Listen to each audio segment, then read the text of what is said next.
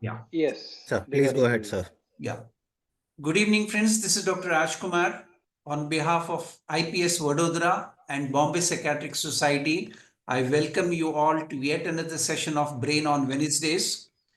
As we know, in this series of 8 lectures which Dr. Bhaskar is taking, this time the topic is the physiological and molecular basis of sickness behavior, the first quasi-normal psychiatric condition. To chair this session is Dr. Dean from Bombay. He's done his post-graduation studies from KEM Hospital, St. GS Medical College. He also has done his fellowship from the Royal Australian and New Zealand College of Psychiatry. Has 18 years of experience in the field.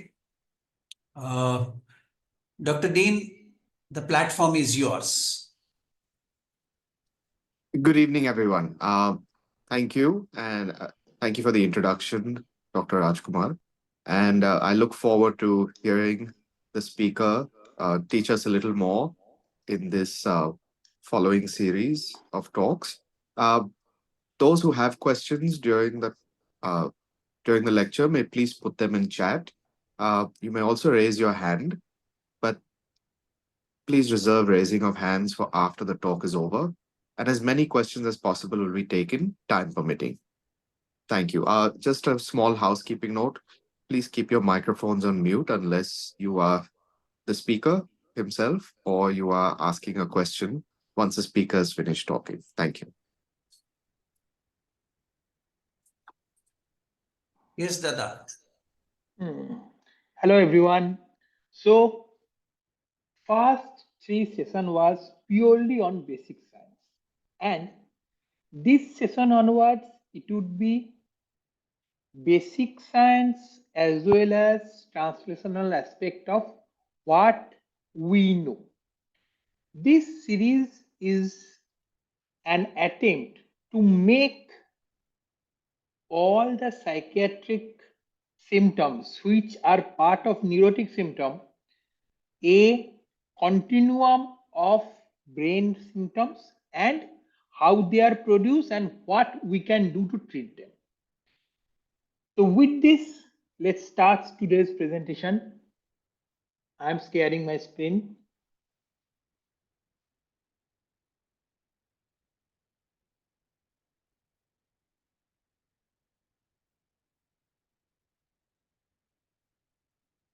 I will be stopping my video so that more bandwidth is allocated.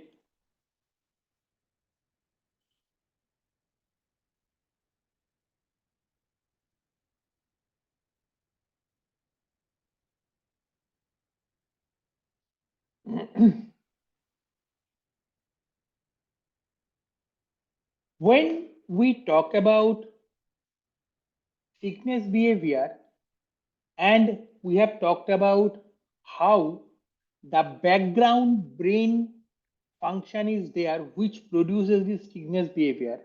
Now we should talk about the neural network and the molecular neuroscience behind it and how it all sums up. But now onwards, as the basic science part is over, I would put up one slide from all past 3 presentations. First, in first part of this series, first talk, we discussed what is sickness behavior, and this was the introduction talk. We learned that in that lecture, we learned that all animals universally exhibit a series of behavioral symptoms which happens when their brain is overwhelmed. This behavior is expected from a unicellular organism to humanity. Nobody is exempted from showing this sort of behavior.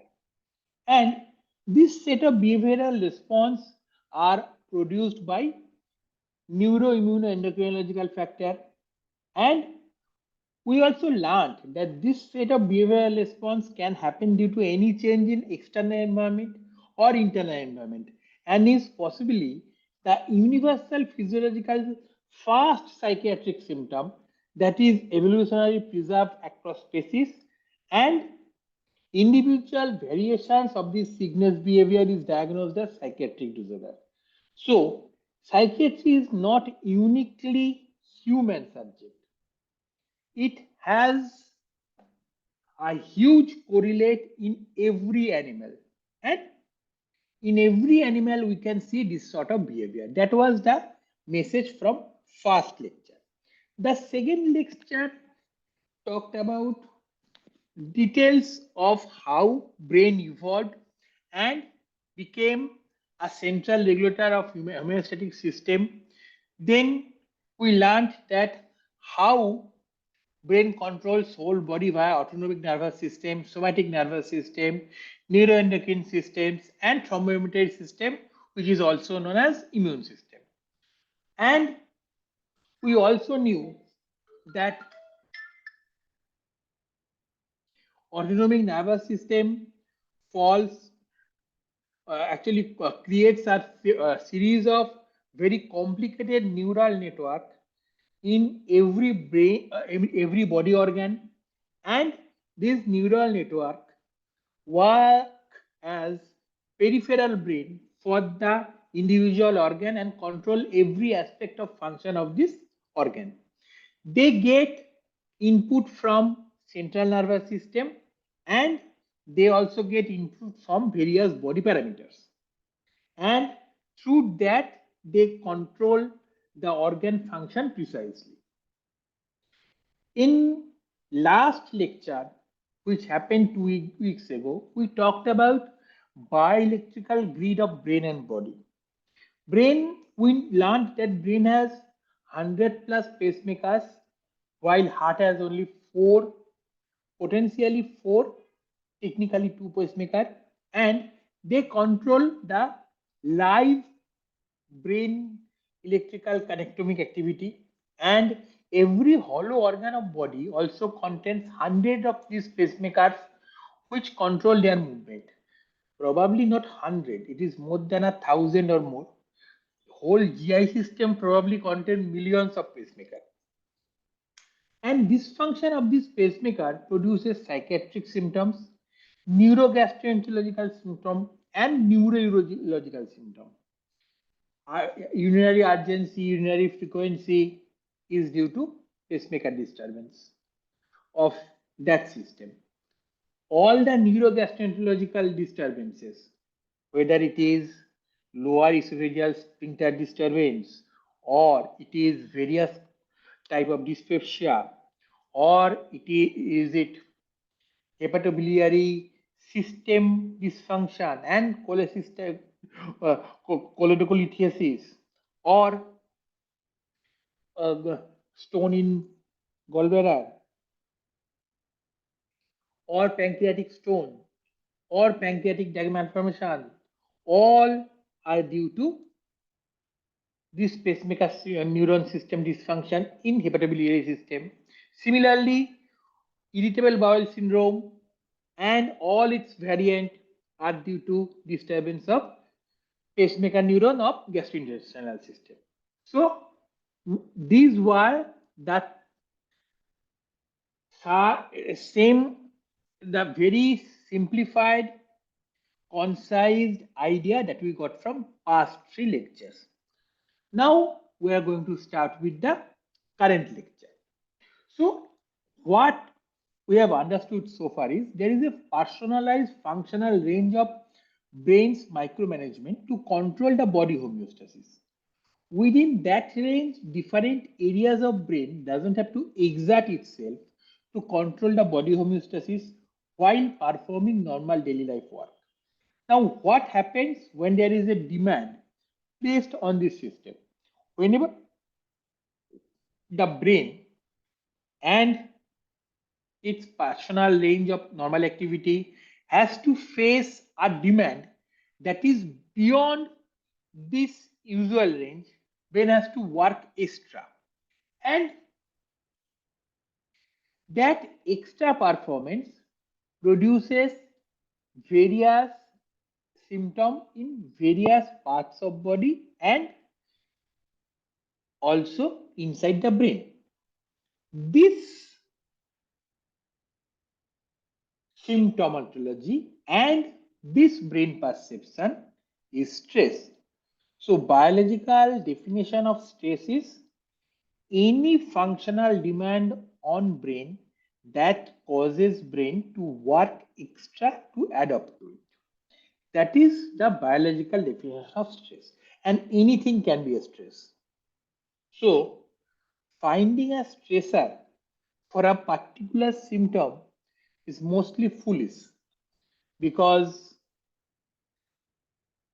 for someone winning a lottery is a stress, for someone losing money in share market is stress, for someone marriage is a stress, for someone exam is a stress. So there are thousand and probably more than thousand millions of daily event that can be so-called stressful for someone and so-called not stressful for someone. That depends on their personalized brain functional range. So when that happens at the molecular and gross physiological level, various change happens in the brain, and we are going to discuss about that next. Initially, what happens is neural connections between various brain areas start working excessively that to carry the increased information, because at its core, brain is the information carrying organ. This also leads to hyperactivity of various neuronal cell bodies, and there would be increased turnover of protein in various synapses, because through synapses the electrical currents jump from one neuron to another, and this is known as electrical transcriptional coupling. Now, the main area which is responsible for handling the specific demand works more, but brain as a whole as an organ works extra. This hyperactivation needs energy to maintain the action. So neural cellular metabolism starts increasing with increase in mitochondrial oxidative phosphorylation and increased oxygen and energy substrate demand of neural cells. Sometimes it is glucose, sometimes it is ketone body which supplies the energy. And along with that, there is also increased protein recycling in neuronal cells. This is a simple diagram for it. Initially, there is increased homeostatic load, followed by there is increased information carrying load. Then there is hyperactivity of brain areas handling the load. Then this hyperactivity causes change in two areas. Number one, there would be increased cellular protein recycling, which directly would cause increased cellular stress, as well as it would cause ER or endoplasmic reticular stress response. Then there would be increased mitochondrial oxidative phosphorylation, which would produce increased reactive oxygen species, reactive nitrogen species, and ultimately cellular stress due to this. And all of this would be sensed by cellular stress sensing receptors. Cellular stress sensing receptors are multiple. All of them are pattern recognition receptor. Some are known as NLR or node-like receptor. Some of them are rig-like receptor. Some of them are different other name. There are almost 17 to 18 subvariant of it.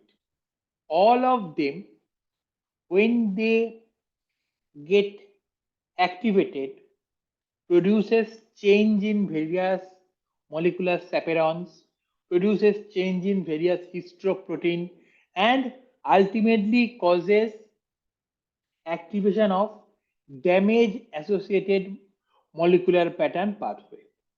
This damage associated molecular pattern pathway activation leads to other changes. What would happen is this damage associated molecular pathway activation would lead to microglial activation by toll-like receptor. Now, microglia normally stays in three forms. M0 is the resting form. M1 is the activated M1 is the activated pro-growth, pro-inflammation function form, and M2 is the inhibitory, anti-growth, anti-inflammatory form. Whenever microglia gets activated, it in turn causes activation of astrocyte. Astrocyte also stays in three forms: A0, which is neutral, A1, pro-growth, pro-inflammatory, and A2, anti-growth, anti-inflammatory.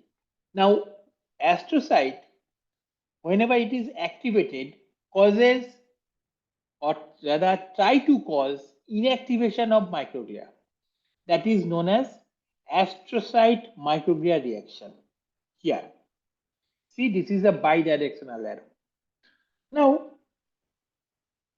whenever astrocyte is activated, astrocyte by its end process produces the various components of blood-brain barrier.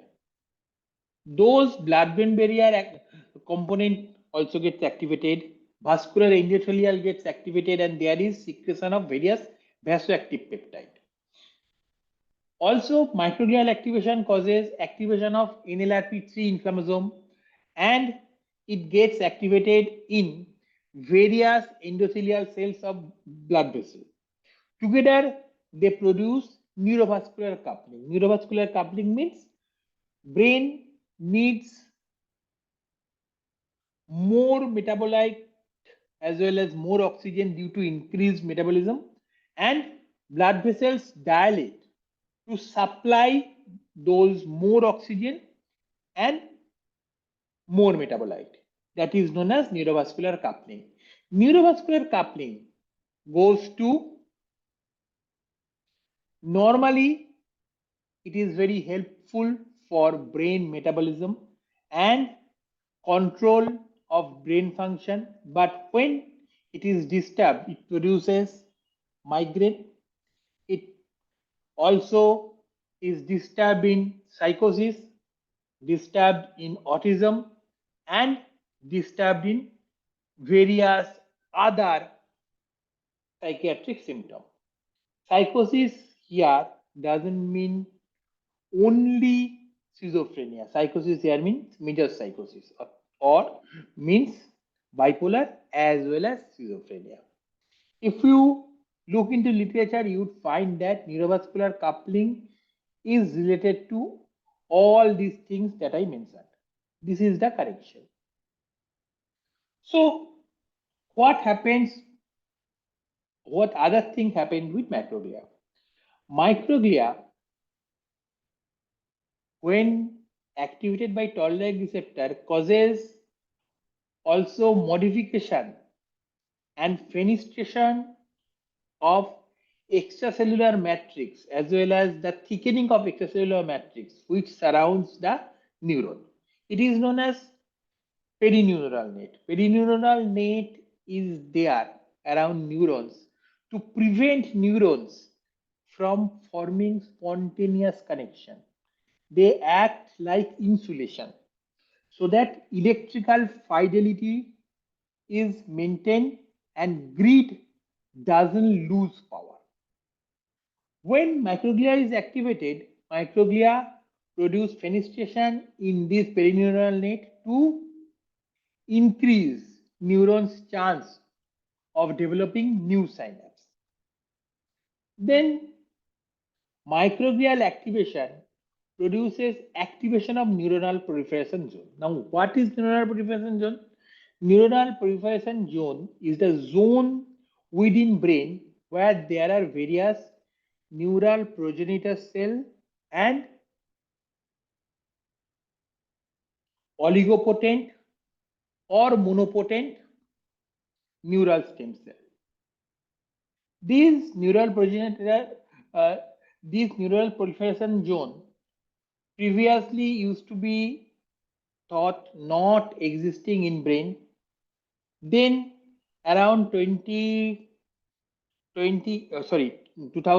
to 2005, we understood that around hippocampal area there are neural proliferation zone, and 2015 onwards we came to know that subventricular zone is a huge neural proliferative zone, and that supplies new neurons and new glial cells throughout the life.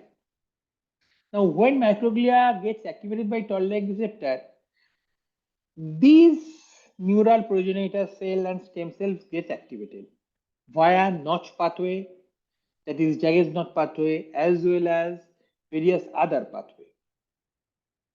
There would be new neuron formation and new glial cell formation. These new neurons and new glial cell would migrate to the zone of hyperactivity by active and passive neuronal migration.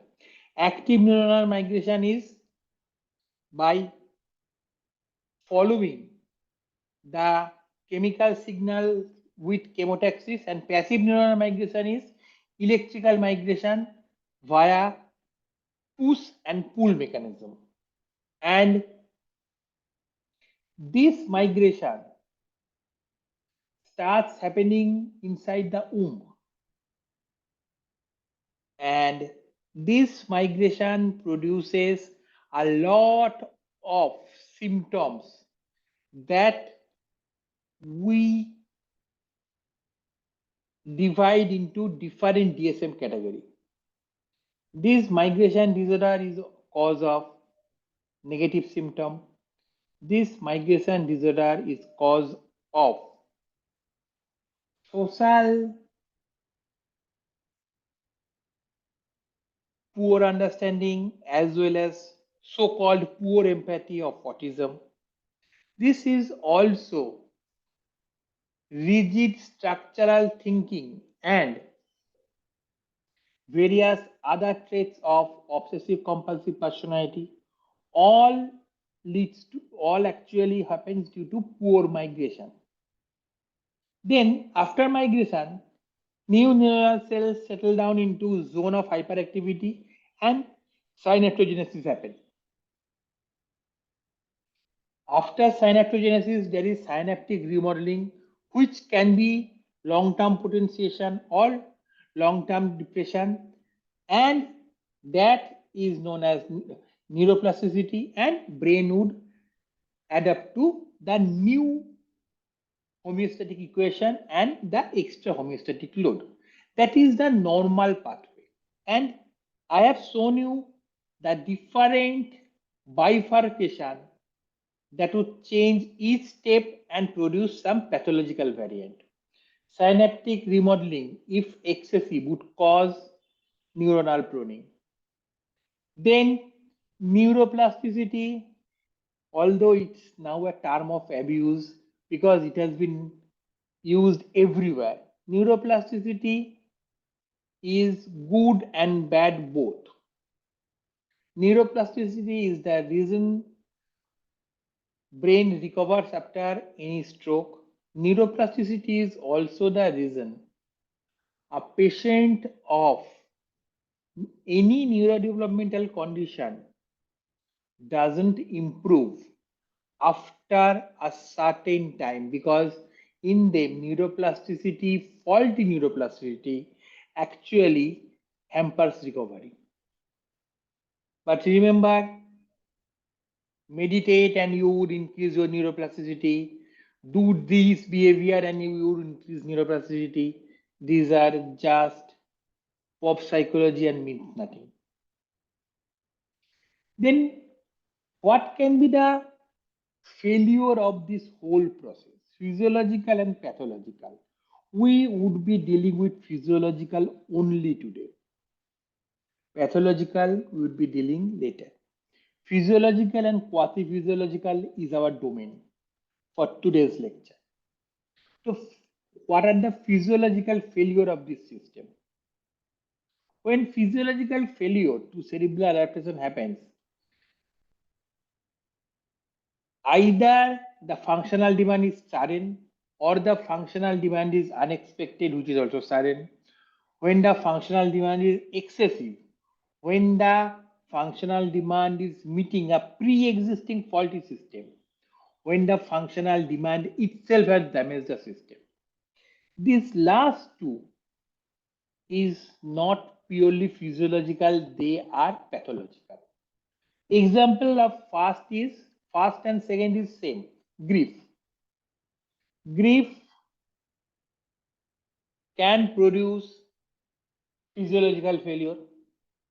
When the functional demand is excessive, this can be anything. Exam, marriage, lottery, all of these can fall here. When functional demand is meeting a pre-existing faulty system is chronic traumatic encephalopathy. The brain is already damaged. The brain is already in a position to not repair itself fully. The person goes into physical aggression sport, damages brain repeatedly, produces chronic traumatic encephalopathy. And the last one, the functional demand itself has damaged the system. Simple, brain injury. Sudden brain injury, sudden stroke, anything that causes damage to brain would lead to this.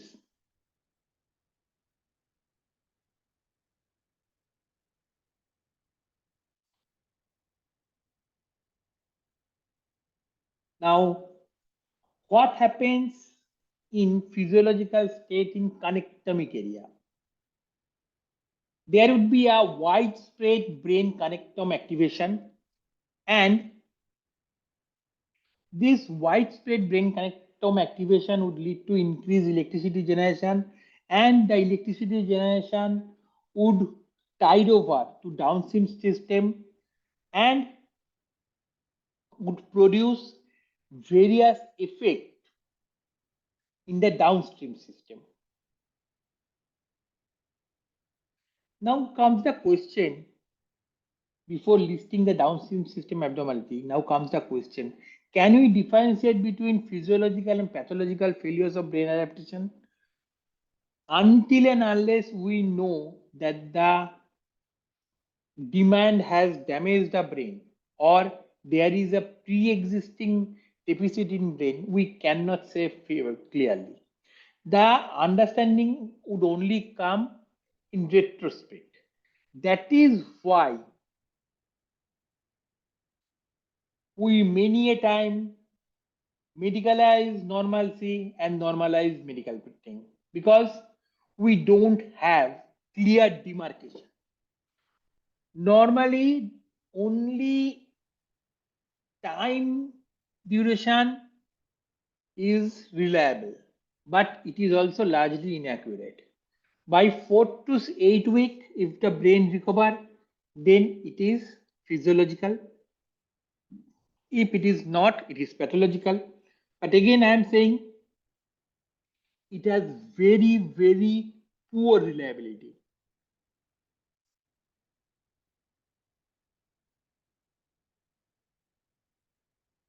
Now, what are the dysfunction symptoms that a hyperactive brain would show? A brain which is not able to meet the demand, going into hyperactivation, then getting exhausted, and then again going into hyperactivation after small recovery. So there will be cognitive dysfunction and emotional dysfunction. Together we can call it cognitive emotional dysfunction symptom, or if you want to make it different, then cognitive and emotional dysfunction symptom. Then come motor dysfunction symptom, then comes sensory dysfunction, then come behavioral dysfunction, then come visceral dysfunction symptom. The cognitive and emotional behavioral symptom. It's a common domain, so I am not dividing because cognition and emotion are same process for brain. The whole brain is involved here, and cognitive emotional processing is translated into motor and behavioral aspect. Learning, memory function and formation, executive functioning, goal-directed movement, goal-directed decision making, all are part of cognitive and emotional processing. I would not go into details of it, but someday I would try to give how physiological dysfunction of cognitive emotional processing happen, but not today. Most prominent cognitive emotional and behavioral symptom would be there is hypervigilance mediated by central autonomic grid, and along with that the prefrontal cortex to hypothalamus to brainstem mediated arousal and awakening circuit. These two would cause there would be hyperactivation in these two circuits which would produce hypervigilance.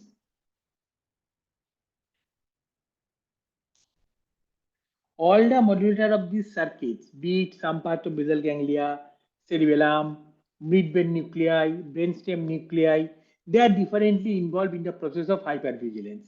But the sum total we would see is hypervigilance and hypersensitivity to any environmental change. Hypersensitivity to loud noise, hypersensitivity to too much people, hypersensitivity to various threatening environment like height, clothes spaced, and things like that. The brain region, there are brain regions which mitigate these hypervigilance response. These brain region would get less active due to bombardment of this hypervigilance area. These brain regions are prefrontal cortex, specifically medial prefrontal cortex, thalamus, and as well as amygdala. They, singular gyrus, not amygdala. Amygdala was a mistake. So the brain region which neutralizes this hypervigilance is thalamus, cingulate cortex, ventromedial prefrontal cortex, dorsal forebrain bundle, and other areas. These areas get overwhelmed and become relatively dormant. So the hypervigilance cannot be controlled. There would be hyperactivity of midline cortical areas and their connection with insula and anterior cingulate. This causes the self-referential process or the autobiographical process to dominate the distinct thought process, which people called hyperactive default mode network. Unfortunately, default mode network is not a substantiated brain process, and it's better to be called as self-referential process or autobiographical process. And anyway, it gets overwhelmed by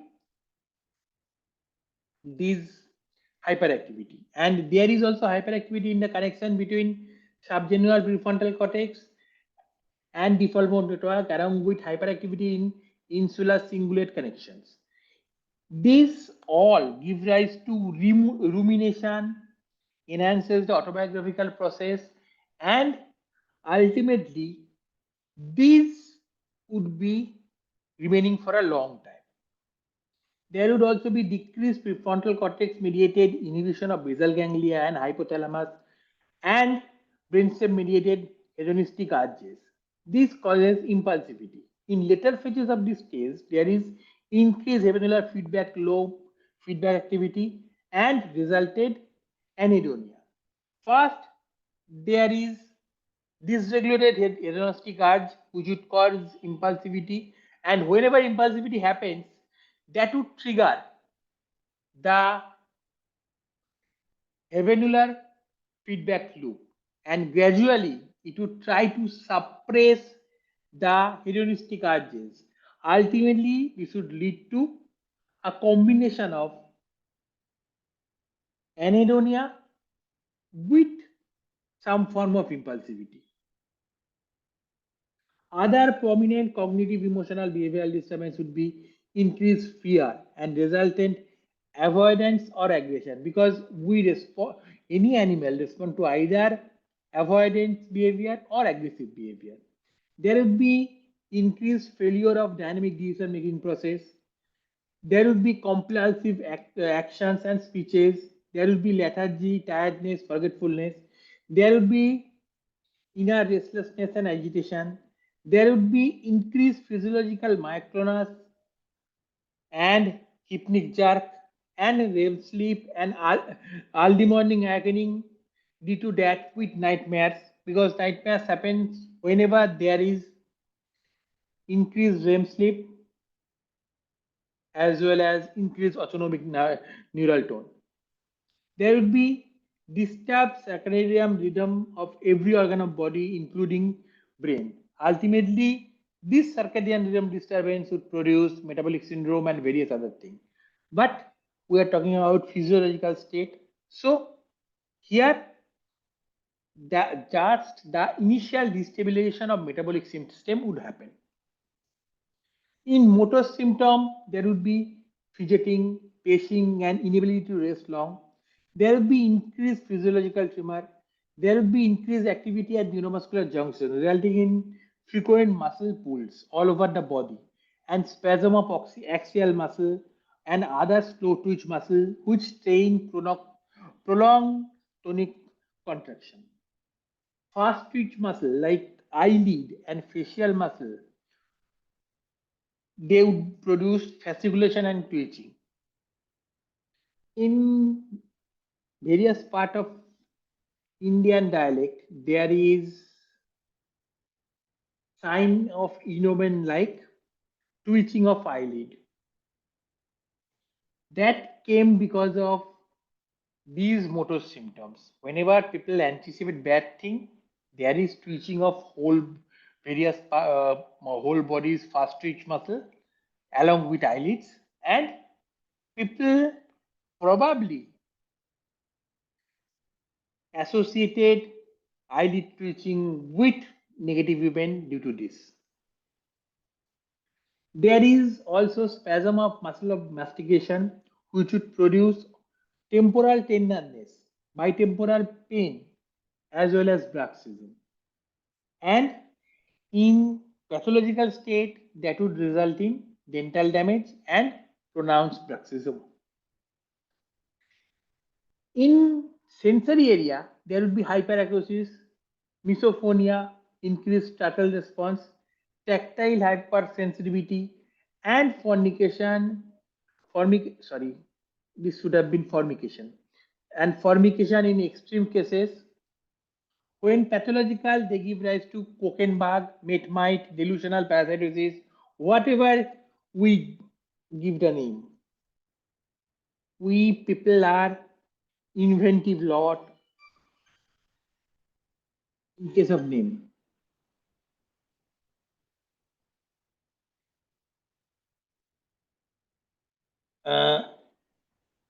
Oh God. We psychiatrists are very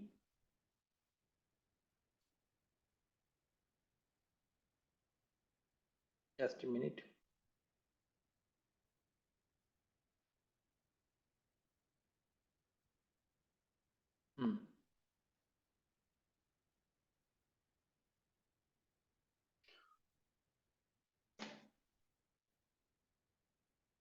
We psychiatrists are very innovative in case of name.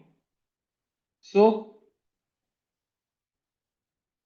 we create a lot of names. Now in visual area, there would be visual aberration, inability to see at distances, accommodation spasm, and there will be sometimes resultant increase in intraocular pressure.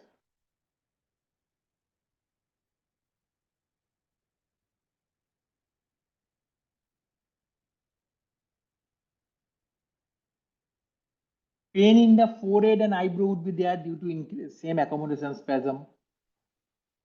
Depending on supraspinal sensory modulation system functionality, either there would be hyperalgesia or hypoalgesia to pain symptoms. Depersonalization.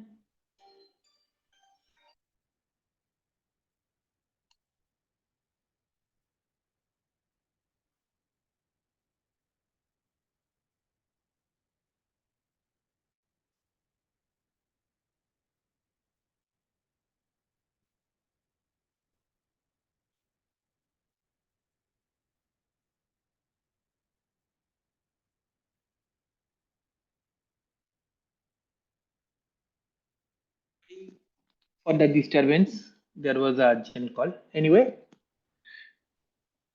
am I audible? Yes, sir. You are audible now. Yes, go ahead, please.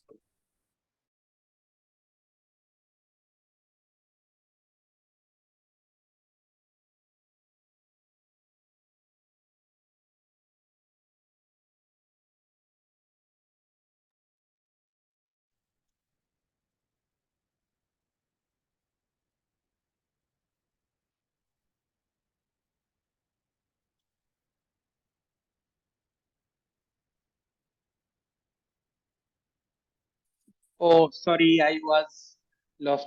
I have lost connection. How far you have listened? Hello. Yeah. Dr. Mukherjee, I think we heard when you said that you said sorry for the disturbance, and then your connection got lost. Okay, okay. Then you have listened fully. Hmm.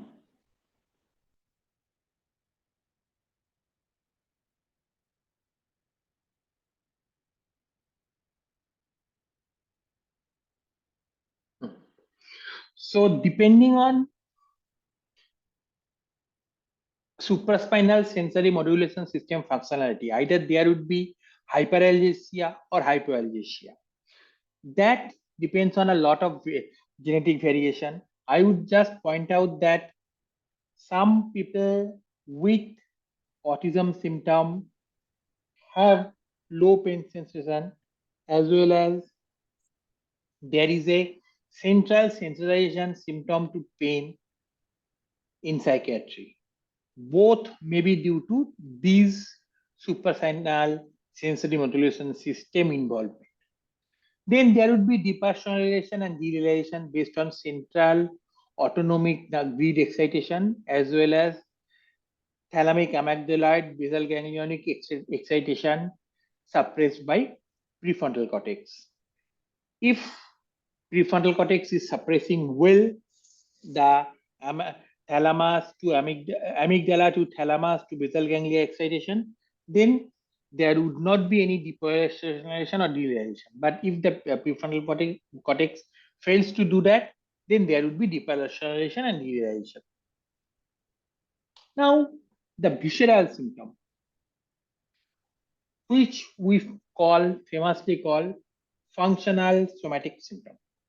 Cardiac intrinsic nervous system and brain has their interaction. Pulmonary intrinsic autonomic nervous system and brain has interaction. Enteric intrinsic autonomic nervous system and brain has interaction. Reticuloendothelial intrinsic autonomic nervous system and brain has interaction. Hematopoietic intrinsic autonomic nervous system and brain has interaction. Genitourinary intrinsic autonomic nervous system and brain has its interaction. Whole vascular intrinsic autonomic nervous system and brain has interaction. And dermatological or dermatomal, intrinsic autonomic nervous system, and brain has its own interaction.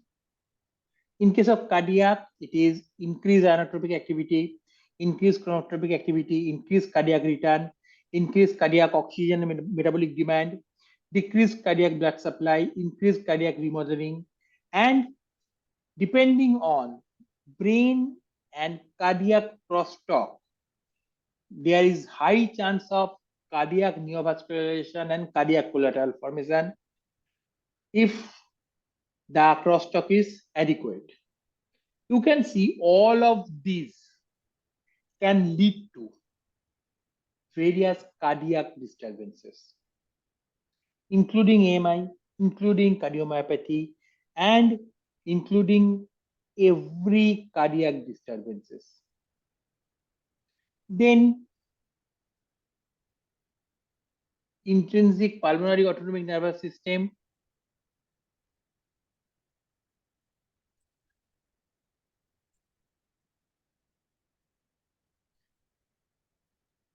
and brain interaction. There would be increased respiratory rate, decreased vital capacity, partial bronchoconstriction, and increased alveolar pressure that would lead to increased air pressure first, followed by there would be reduction in air pressure achieved by fast lip breathing, which is mouth breathing, and there would be resultant dryness of mouth. During REM sleep, aberrant autonomic hyperactivity increases this change and resulting in some form of asphyxiation and sudden awakening in susceptible person.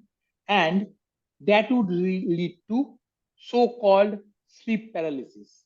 Because in the REM sleep, there is whole body paralysis. There is also childhood asthma and allergies. Then enteric intrinsic nervous system and brain interaction, stasis of upper GI tract and reverse peristalsis, nausea, vomiting, increase in peristalsis in distal GI tract, sometimes increased tone of GI sphincter, dyskinesia between various parts of GI system, gallbladder and common biliary tract contraction during closed ampulla at duodenum results in biliary stasis, stone formation in gallbladder, and the gallbladder attains Matthias status because surgeon need excuse to remove the gallbladder, and these dyskinesias give surgeon the excuse. The same thing would produce pancreatic stone. And these people, after losing their gallbladder and feeling happy that we would not have any symptom, would develop more severe symptom because the background the problem exists, and this is known as post-cholecystectomy syndrome. The whole process is mistakenly called irritable bowel syndrome. There is nothing irritable about it. There would also be increased diverticulitis and many other complications. But as I said, each of these slides can be a individual presentation someday, and it would be not today because now I am trying to establish the understanding of brain in psychiatry, but someday in some future talk someone else would elaborate them. Now, reticular endothelial system, there would be high level of phagocytosis and inflammation in whole reticular endothelial system. There would be aseptic febrile reaction and mild systemic inflammation will borderline to mild high inflammatory parameter. Most of these patients would have raised CRP, raised ESR. Leukocytosis and thrombophiliia would be there. Damage-associated molecular pathway of innate immunity gets hyperactive, and so are anamnestic adaptive immune response. So if we get any rare autoantibodies positive this time, we should be wary about the possibility of autoimmunity.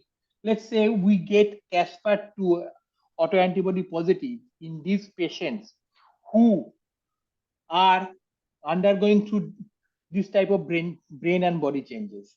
In them, we should have to think that it might be just due to the state of body rather than true Casper 2 positivity.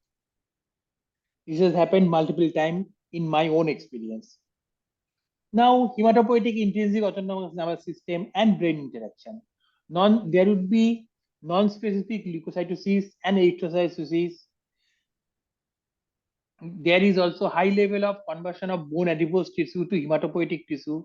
Later, in more chronic state, when this become from physiological to pathological, adipose tissue increases, there would be less common stimulation factor and less various neural growth factors, resulting in neutropenia, anemia of chronic cerebral failure, which is also known as anemia of chronic disease. Anemia of chronic disease is nothing but brain failing to stimulate bone marrow adequately. Genitourinary intrinsic autonomic nervous system and brain interaction. There would be increased renal blood flow and increased glomerular filtration rate. There would be increased Bell's trigon muscle contraction and increased frequency of mispositions physically at night. The nocturia, which would be mistaken by all concerned as diabetes. There would be increased renin-angiotensin activity. There would be decreased libido and decreased erection in male. In women, there is delayed ovulation and non-ovulation along with variable cycle length. This would lead to formation of multiple cysts in ovary, which would become polycystic ovary. There, in patients with chronic this state, there would be implantation failure and infertility due to failure of maternal receptive immune relaxation. There would be various pregnancy complications, placental malformation, and dysfunction. And this all would result in preeclampsia and eclampsia. This is a huge explanation of reproductive endocrinology. I am not going into it because that would actually bore you all. But someday again, I promise either me or someone else would talk about how precisely brain dysfunction leads to polycystic ovarian disease. Then in vascular, intrinsic autonomic nervous system and brain interaction, there would be recurrent neurocardiogenic syndrome. There would be peripheral vasoconstriction and transfer of blood from peripheral to central circulation that would result in cold extremities. There will be postural hypotension in people with high baroreceptor tone. Because in them, first there would be increased cardiac output. That increased cardiac output would cause baroreceptor to get activated, followed by activation of basal gyrix reflex, and ultimately there will be fall of BP. There would be isolated increased diastolic hypertension, indicating high peripheral resistance, and there would be hyperdynamic circulation. In case of dermal intrinsic autonomic nervous system and brain interaction, in some, the superficial cutaneous supply in superficial arteries along with cutaneous sensitivity and allergic reaction resulting in burning pain and hot flashes. This happens to almost everyone who is female during menopause, and we call it hot flash. In other cases, many of our patients present with burning in trunk and burning in the whole body. That is again due to this. There is constant grooming and pulling of skin, hairs, and repetitive skin peeking as compulsive manifestation. In case of cat and dog, it is pathological grooming disorder. In case of human being, trichotillomania. Urticaria and various allergic manifestation of skin would be there. there would be high level of agniform reaction. In case of female, there would be catamenial acne. During each menstrual cycle, there would be a period before, just slightly before menstruation, there would be high agniform reaction. And various chronic autoimmune diseases of brain, skin would also increase.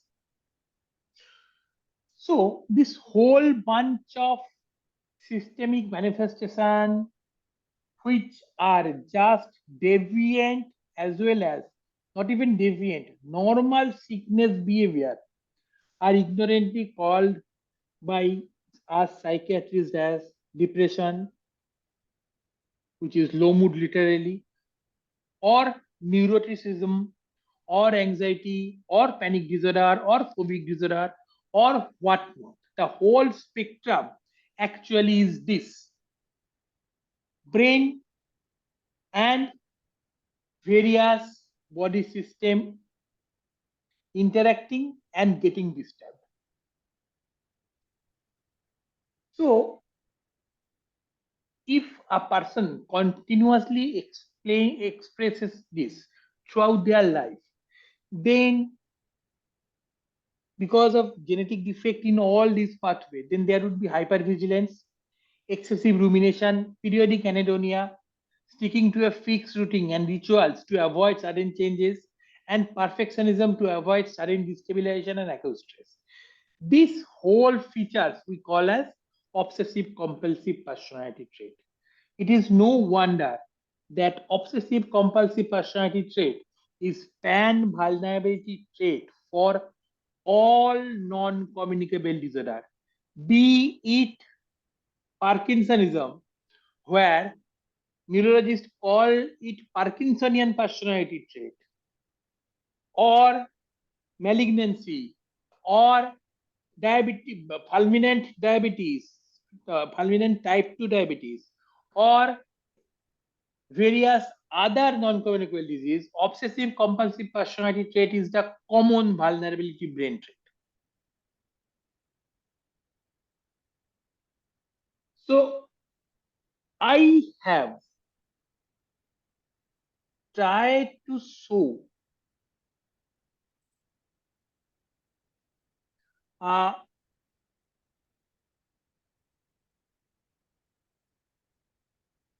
spectrum that happens when the body shows sickness reaction, body and brain simultaneously shows sickness reaction or sickness behavior, and what that translates into human behavior and human body function. Sickness behavior is what we have termed as depression, neuroticism, neurotic behavior, thrombocytopenia, to a lot of things. But ultimately, we have to remember this is a common evolutionary behavior that is preserved across all animal. It is not uniquely human beings, and it has a lot of ramification. If we understand this way, then we would stop thinking in the terms of DSM and ICD and stop stamping people with depression, then anxiety, then panic, where all is a single spectrum. And that spectrum comes from sickness behavior. I hope I have not bored everyone. And now the session is open for others interpretation and others questions. Dr. Bhaskar, thank you very much for a very informative and very enlightening and very innovative session. So there's some comments and there's one very interesting question. So the first comment was when you talked about medical illness, different areas of stress. Hmm. While your reference to marriage being a stress, somebody said also medical illness can be a stress. But is it not true that even stress, as people call it, it exists along a spectrum? So, what is your interpretation in the model of brain dysfunction that you describe? Stress is something that we psychiatrists have given a lot of importance to. It is time we stop giving so much importance to stress and start understanding that this old community medicine formulation of agent, host, and environment doesn't apply to non-communicable disease. That is communicable disease format. Hmm. And in case of psychiatry, we placed stress conveniently as the agent. That is not the picture. In non-communicable disease, it is all about host, the body and the brain that actually goes into dysfunction. So we should move. I just give an example of what can a stress be, and for everyone it is different. What would be a difficult brain situation for me may not be difficult brain situation for you or any of the else 27 people listening to here. So we should start giving less emphasis to perceived stress, whatever is the stress, and rather than start concentrating on what is the underlying vulnerability that is causing the person to go into this type of symptom. That would give us better chance of helping the person. So, point taken, sir. So, in the same example that you have highlighted, where you Hmm. look at vulnerabilities, Hmm. can you give us an example of how identifying the particular brain vulnerability or brain dysfunction would help in, say, treatment of a particular condition? Let's say, as I have told, that DSM categories doesn't exist. So there is no depression, there is no anxiety, there is no panic, there is no phobia. All exist in a similar spectrum. Now Hmm. we know from, actually there is a way to understand this, taking longitudinal history. By longitudinal history, if we get that a patient has longitudinal vulnerability for this condition, then we can give them preemptive treatment.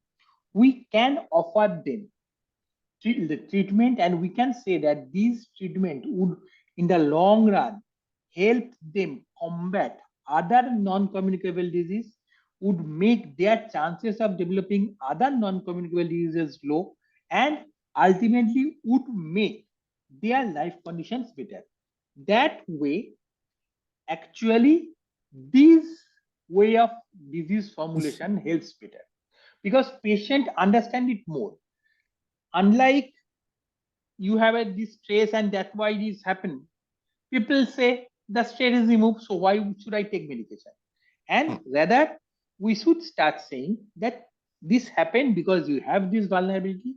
This vulnerability is there, which I know from this and this, and so by taking the medication you would be lifelong protected from these conditions, and you have less chance of developing this and this.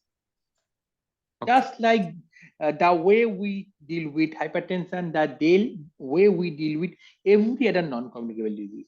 At the end of the day, brain is the origin of all non-communicable disease. Even cancer, even hypertension, even diabetes, they have roots in brain. If we treat brain, we can actually limit this non-communicable disorder to a large extent. Okay. So, sir, along the same lines, most textbooks, they talk about the HPA axis and the neuroimmunoendocrine pathway. Hmm. So, are there any similarities between that and this model of brain dysfunction? HPA axis is actually a horse which has been beaten to death. If we talk about neuroendocrine axis, how many neuroendocrine axes are there? There are pituitary gland, there is thyroid gland, there is adrenal gland, there is every small endocrine gland in gastrointestinal system, bronchus, trachea. All of them form axis. There is HPT axis, HPG axis, HPA axis, HP, we call it them APUD cell or interchromatin cell. So HPE axis, and ultimately all of them are important. We have given somehow what happens in psychiatry is we forget to re-examine and re-evaluate the things that has been said in past. I would give you one example. In 1988, Kane said by his paper that clozapine is better than haloperidol. He was comparing clozapine with haloperidol, nothing else. And standing here in 2024, we have never ever cross-examined and replicated that paper. From 1988 to 2024, we have had a plethora of new drugs. We have had a huge new understanding, but we never went back to chalkboard and never cross-examined that paper. Everywhere in psychiatry, HP axis became an axiom. Nobody thought other axis can be there. Things like that. Okay. And the final question, doctor, is by Dr. Balbhadra. He's taken your concept of uh, pacemakers, for example, functional GI disorders like IBS, and he's asked a very interesting question: can we give ECTs to cure IBS? Because we're resetting a pacemaker. Yes. Question is, in case of brain, in case of heart, what we do? In heart, we also give ECT. DC cardioversion is ECT. Question is, in case of heart, there is re-entered circuit formation. We give one DC cardioversion, maximum two. The whole heart gets depolarized and new rhythm, which is expected to be a stable rhythm, reoccurs. In case of brain, a lot of chaotic changes, chaotic re-entered circuits are formed in catatonia. So when we give ECT, the whole brain depolarizes, the re-entrant circuits gets overpowered, and we get normal rhythm. But when in case of depression, now we give ECT, patient feels temporarily better, then again go back to depression because the abnormal circuits are temporarily suppressed and then again goes back. In only catatonia, there is magical response with ECT, not with any other thing. Similarly, in GI system, we are talking about thousands to millions of pacemakers. There we give one ECT. The one depolarization resetting occur, but then again it would go back into previous dysfunction. So theoretically we can give it, but the result would last for few seconds to few minutes, not more than that. You are muted. You are muted. Yes. Thank you, doctor. I now open the floor to any further questions or any other comments. Please go ahead. You can raise your hand and unmute yourself.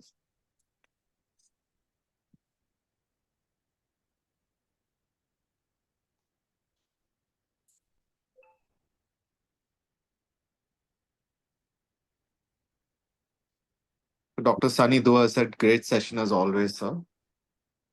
No, there has been a lot of things that has been omitted because I could not give them and make this session 2 hours long. It would have bored you. So it is not a great session. No, it was very concise, to the point. Yes, if there are no further questions or comments, I might hand over to Dr. Rajkumar. Thank you. Thank you, Dr. Dean. Thank you, Dr. Bastarbai. It was a good session, perhaps a good food for thought. We need to sort of look into a little more details and understand it a little more better so that we can frame our questions in future to come back to you. With this, we end today's session. 15 days later, Bhaskar Bhai will be coming back again. And Yes. the recording of this will be there and we'll be forwarding it to you as soon as we get it. Good evening and good night to all of you. See you after a fortnight. Yes. See you.